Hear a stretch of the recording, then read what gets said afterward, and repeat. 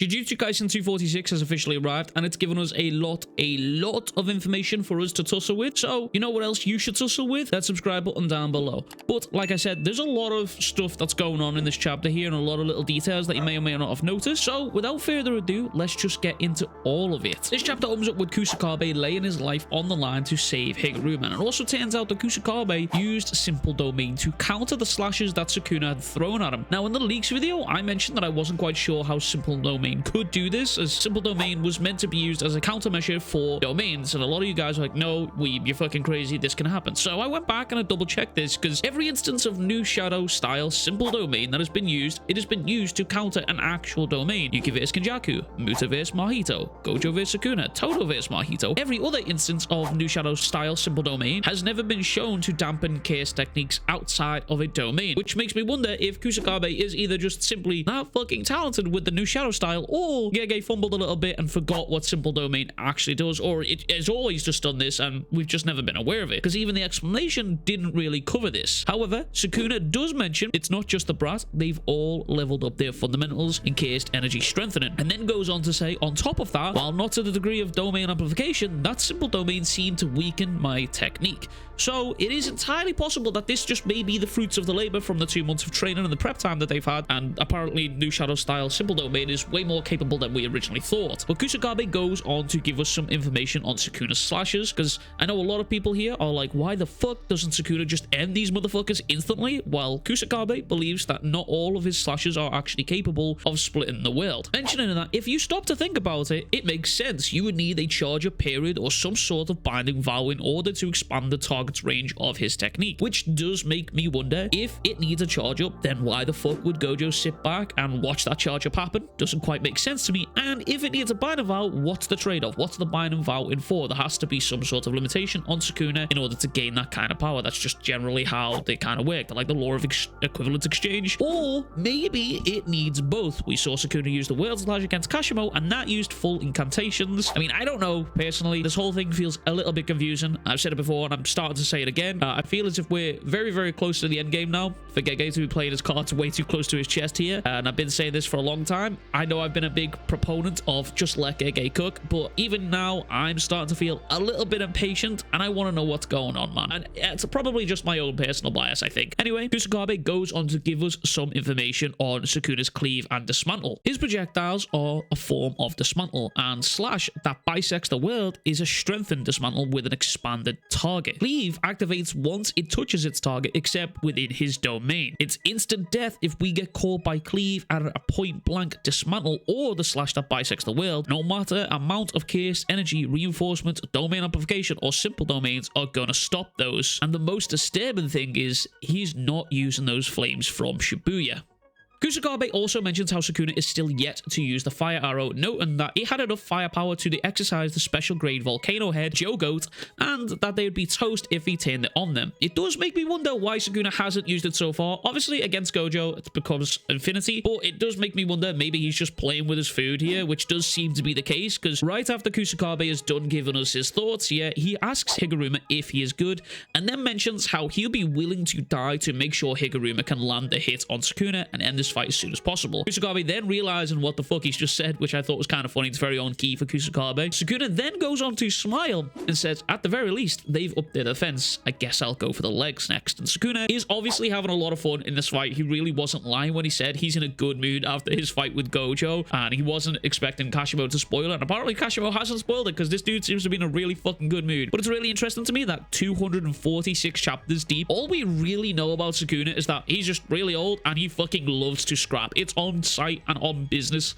with anyone that steps towards him. Regardless, Choso appears on the battlefield and tries to use a piercing blood, with Sukuna again having the time of his life and asks if they should have a race. As the piercing blood launches towards Sukuna, Sukuna literally disappears with how fast he fucking runs, and then impales Choso, turning him into the number 8. Like, Sukuna really took Yuji losing to Choso personally and let him fucking know about it. Now, I'm not entirely convinced Choso will die here. I wouldn't be surprised if he could use RCT. We've never seen him lose any body parts to sort of confirm or deny this, but also at the same time, Choso was punctured through the stomach, which is an integral part of RCT. So either Choso dies here or someone appears on the battlefield to heal him. I wonder who that could be. Interesting.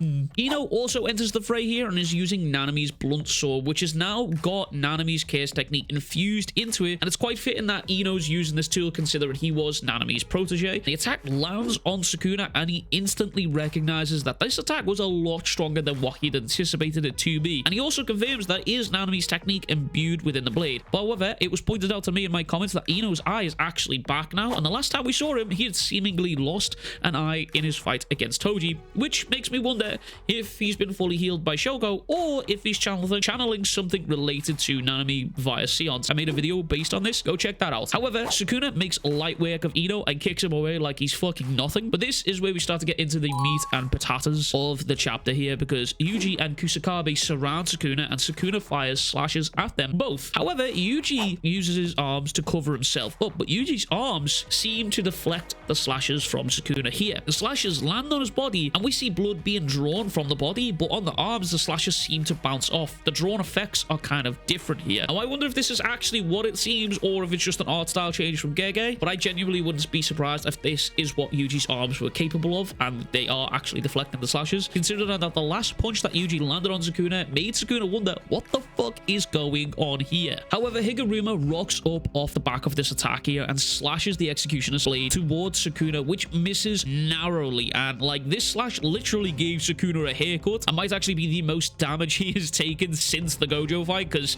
Lord knows Kashimo did fuck all to him. However, Sukuna was not letting that shit slide and he grabbed Higgy's arms and beat the fucking piss out of this kid and then yeets this man across the fucking battlefield like he's a fucking ping pong ball. Like, Sukuna then starts to ask Yuji if you can keep up and starts to sprint full fucking tilt towards where Higgy was just yeeted towards, and Yuji is in hot pursuit, but the speed difference is too great and he isn't able to keep up fully. However, I want to give Yuji his credits here, because credit where credit is due. Sukuna was able to move faster than a pierce in blood and made Choso think he had completely disappeared with just how fast he was on the feet, and Yuji is now somewhat keeping up with this man and keeping him in field of view. So listen, Yuji is cooking something spicy. I can feel it. The raw power and athleticism from this man, unreal. But Sukuna chases Higuruma down and throws some slashes him at the building that he's in. It's here we are treated to this nice little flashback of Yuji coming to the gang with his plan that he had, and his master plan involves Higuruma's technique, and it's revealed that the plan to save Megumi's soul from Sukuna all rests on Higuruma's shoulders. Turns out Judgment can actually recognize when there is two souls within one body. Again, another sorcerer with a technique who can recognize / interact with souls, and it's definitely a running pattern throughout the series right now, and I truly hope JJK expands on this, because almost every sorcerer that has had the technique that can somewhat interact with the soul or recognize the soul have been powerful as fuck.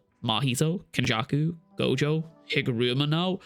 Yuta, his technique kind of involves the soul. He literally detained the soul. So anything to do with souls in this series seems to be the key to power here. But Yuji goes on to ask Higuruma if he has a death wish and mentions how he's volunteering to be the pivotal guy in a fight against Sukuna without any RCT and a slim chance of winning. Higuruma goes on to mention how he's a man who's been abandoned by the law and he has decided that he will be the one to punish himself. Higuruma has decided that his punishment will be him fighting against Sukuna, and he then mentioned how he's become someone who can't even look Yuji in the eyes. And man, I can't lie when I say this, Takaba and Higuruma have been in the story for only a small amount of time here, but their impacts have been incredible for the story, especially Higuruma and Yuji's dynamic. I think them two had one of the best moments within the Cullen Games here of Yuji admitting genocide in Shibuya. I genuinely think that was a really fucking impactful moment, and their parallels have been incredible to watch. But we come back to the present times here, and Higuruma is comfortably alive for the time being, by the way, and Sukuna notices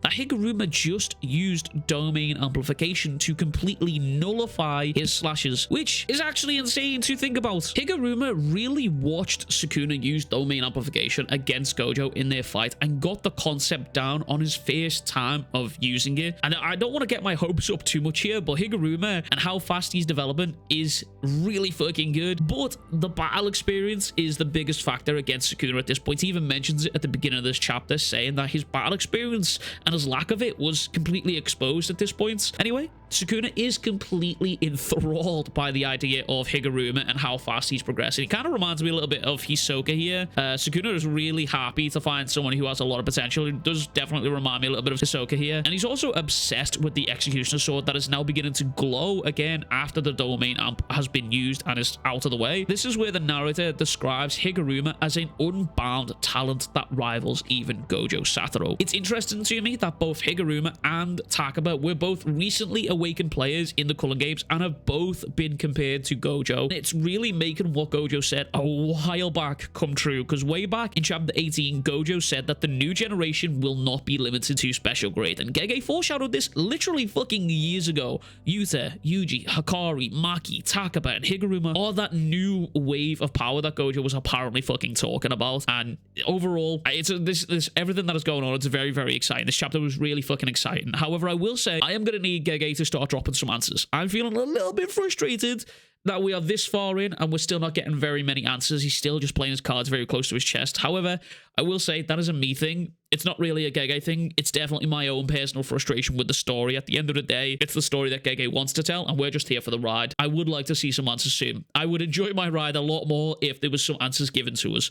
But anyway, that's everything from me. I hope you enjoyed this video. If you did, please make sure to like and subscribe, as that always helps me out. And as always, I will catch you guys all in the next one. Much love. Big fucking kisses. Make sure to go drink some water. Go tell someone you love them.